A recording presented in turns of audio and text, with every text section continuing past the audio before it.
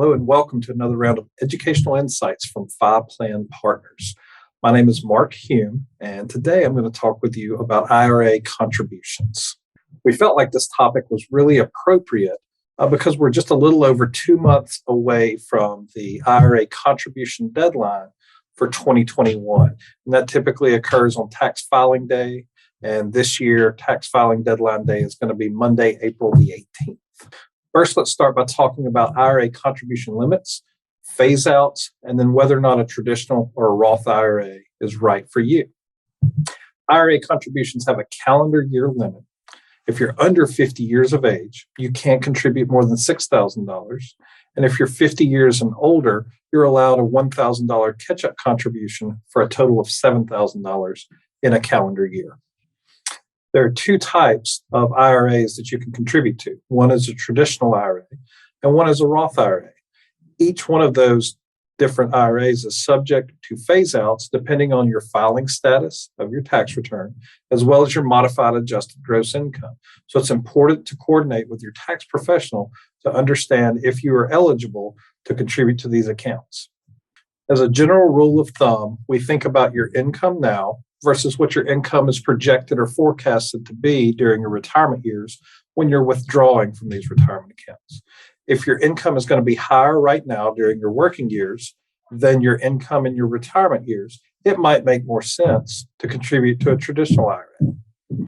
If you expect your income to be higher in your retirement years than currently during your working years, a Roth IRA might be a better place to contribute for this particular calendar year.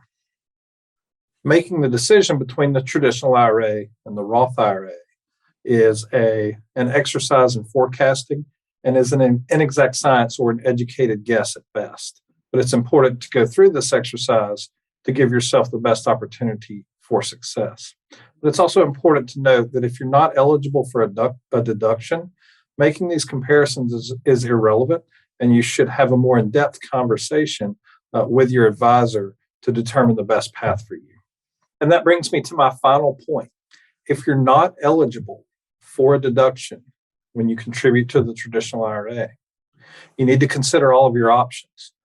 Typically, when we're dealing with a recommendation of whether or not to contribute to an IRA and a traditional or a Roth, our clients have already maxed out their 401k employee deferrals. So when we get to this point, they've already made a $20,000 or $25,000 contribution to their retirement accounts. So for myself, the first question is, do you need to lock this money up for retirement? Or are there other options for you to invest, such as a non-taxable account so that you'll have access to this money in 5 or 10 years as opposed to 20 years once you reach your retirement age? Another example is college planning. Would this money be better served going into a 529 account to pay for your kids' education in 10 or 15 years, as opposed to being locked up until age 60? All of these questions are really important to have answered and to have clarity on. But what's important to remember is that this is personalized to each of you, and those decisions should be made with all these different factors that we've discussed here today. So to review our main topics from this discussion, there are phase-out limits that you need to be aware of. There are contribution limits that limit how much you can put into an IRA.